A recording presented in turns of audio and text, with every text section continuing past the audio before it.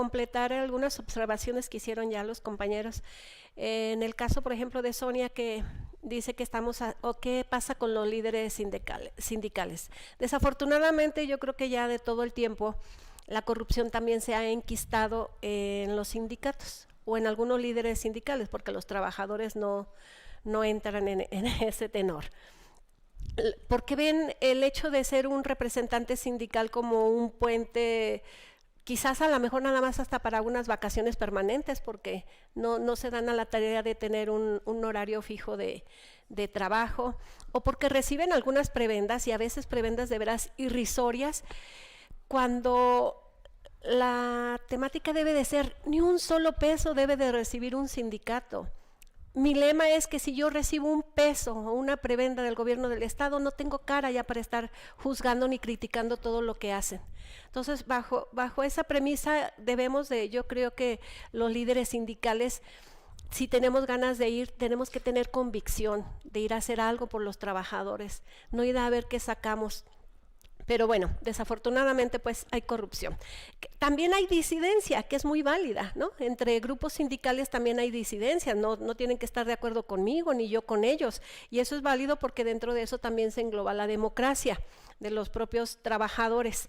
Pero bueno, hay las dos cosas, ¿no? La disidencia y la corrupción.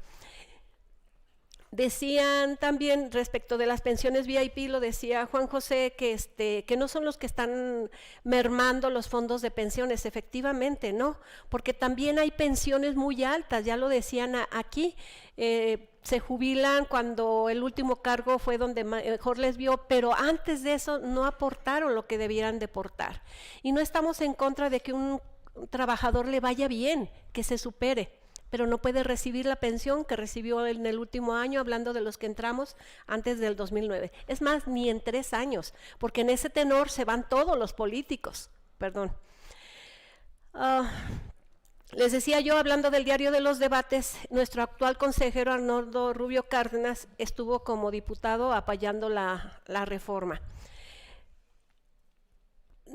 También quiero hacer una aclaración en el sentido de que no solo Juan José puede ser amenazado. Nosotros sabemos, quienes en verdad somos líderes natos y decidimos incluso hasta de la forma de gobernar, estamos expuestos a muchas situaciones que si no son muy abiertos al hacernos a nosotros alguna represalia, sí arremeten a veces dentro de las mismas secretarías o trabajadores.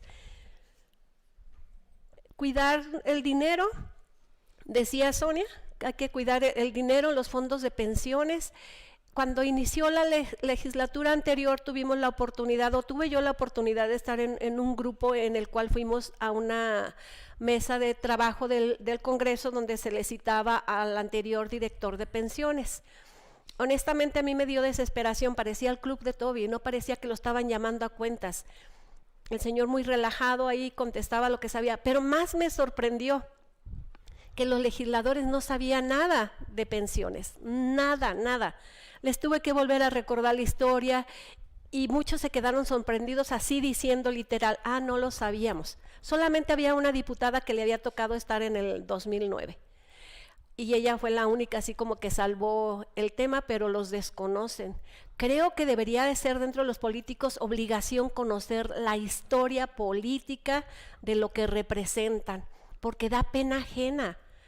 Uno, aunque sea como ciudadano por las noticias, se entera, pero parece que ellos no saben nada al respecto, y en razón de eso también son las respuestas que nos dan, fuera de todo lugar, fuera de todo tema del que nosotros estamos ahorita hablando. Hablamos mucho, se dice mucho de las inversiones simuladas. Yo les digo, yo me catalogo como francamente odiosa, porque yo no les llamo inversiones, inversiones fallidas, son inversiones simuladas, y es un modus operandi de manera gubernamental. Yo simulo que hago esta operación donde todos ganamos y todos felices y contentos, menos a quien pasamos a fastidiar o a quien recae esas malas inversiones o esos malos negocios. Dicen también que se ganaron 4 años de viabilidad. Recuerdo que habían dicho que tenía nada más para el 27 y acortaron 4 años. Yo me pregunto y les pregunto, ¿será que tenga que ver que como ya se ve una gobernatura ganada de la misma administración, le ampliaron el periodo para no dejarle una papa caliente? Se las dejo de tarea. Se dice que son premios políticos el estar en pensiones. Sí, si vemos el diario de los debates ya vimos, son premios políticos. Y también se premia a los líderes sumisos, que eso nos quede claro también, ¿sí? Los líderes sumisos también son premiados, entonces está en nosotros qué queremos hacer, líderes premiados o líderes odiados. Yo termino con esto. Tenemos una expectativa de derecho, dicen, pero nuestras cuotas no son una expectativa, son obligatorias. Y si yo tengo una expectativa de derecho, lo menos que puedo es que, como es una expectativa, conserva mis cuotas, conserva mi dinero, para que esa expectativa, si se llega a dar, pues yo cuente con una pensión. Pero solamente la expectativa de pensionarnos existe, ¿sí? Porque las cuotas son obligatorias, esas no son expectativas. Cierro yo con esto, les agradezco mucho su atención. Muchísimas gracias. Gracias, secretaria Albarrán.